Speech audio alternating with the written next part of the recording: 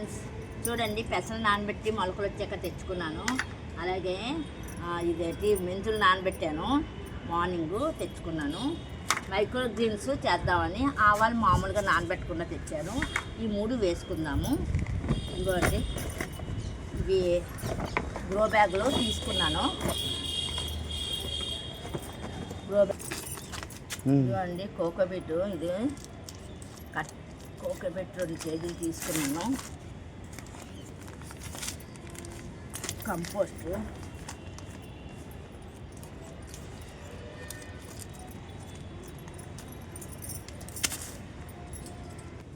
పాత కుండీలో మట్టి నిన్న ఎండబెట్టాము. ఇది పాత మట్టి అన్నమాట. దానిలో కొంచెం ఒక లేయర్ ఇసుక వేసుకున్నాను, ఒక డొక్కుడు ఇసుక వేసుకున్నాను అంతే. ఇదంతా మట్టే, ఎందుకంటే కొంచెం గుల్ల రావాలి కదా.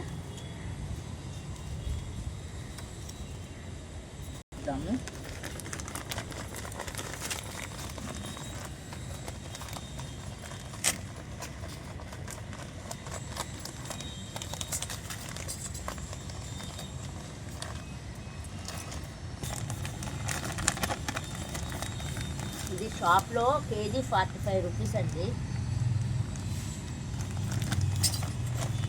రైతు బజార్లో తీసుకున్నాను. అలా 2 కేజీలు తీసుకున్నాను. అసలు పౌడర్ లాగా ఉంటే ఎక్కువ తూగుతుంది, తడిచిపోయింది. దీనికన్నా మనం కేక్ లాగా తెచ్చుకుని నానబెట్టుకుంటే చాలా ఎక్కువ అవుతుందండి.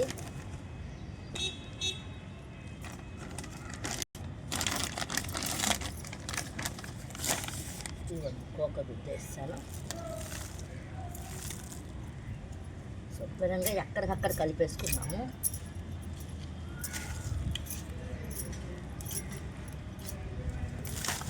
ఇలా కలిపేసుకోవాలి. కొంచెం ఈ కొబ్బరి పీచు వేస్తున్నానండి. కొంచెం తేమని పట్టి ఉంచుతుంది అన్నమాట.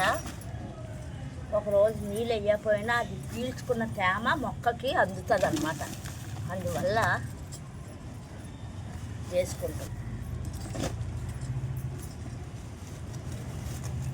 ఇలా వేస్తేనండి, ఎక్కువ ఎందుకు వేస్తానంటే మైక్రో గ్రీన్సే కదండి, చిన్న కుండీలు అయితే చాలు.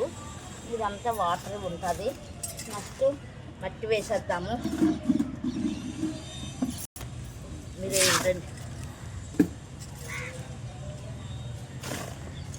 కొంచెం సాయం చేయండి. సాయం అంటే అందరూ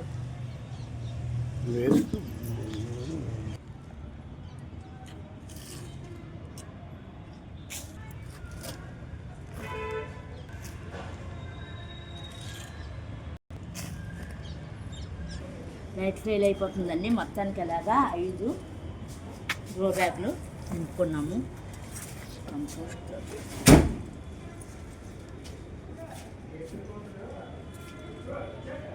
కొంచెం మెంతులు వేసేస్తున్నాను.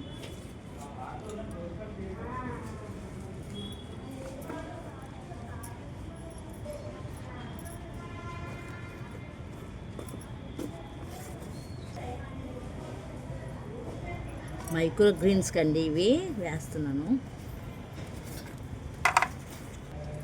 ఇక్కడ కూడా మెంతులు వేసేస్తున్నాను.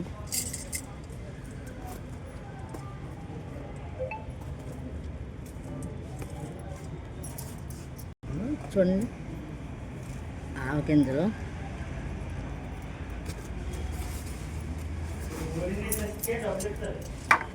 కొన్ని మెంతులు వేసేస్తున్నాను.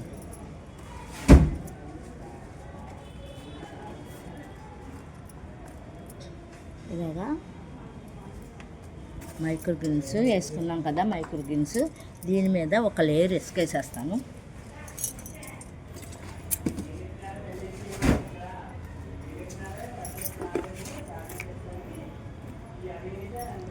ఒక లేయరు విత్తనము మూసుకుని ఇందాక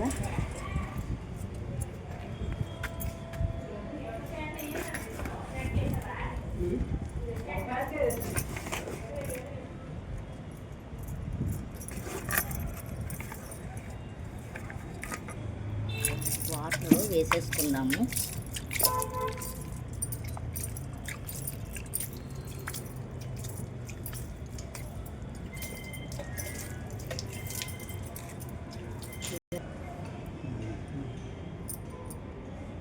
చూడండి ఇలాగా 5 గ్రో బ్యాగ్లోని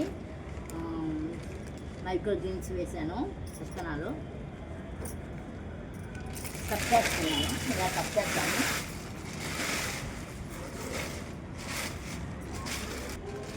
రోజు వచ్చి కొంచెం కొంచెం నీళ్ళు తెచ్చుకుంటాం. ఒక 5 డేస్కి రెడీ అయిపోతాయండి. ఒక 6-7 డేస్ కోసేసుకోవచ్చు. యావరేజ్ 10 డేస్కి రెడీ అవుతాయి. ఇలా ఉంచారు. ఓకే, బై అండి. ఈ వీడియో చూసానండి, ఇలా కప్పేసాను, నీట్గా కప్పేసాను కదా. Okay, by. ఈ వీడియో నచ్చితే లైక్ చేయండి, సబ్స్క్రైబ్ చేయండి, మెసేజ్ పెట్టండి. లైట్ ఫెయిల్ అయిపోయింది. By by.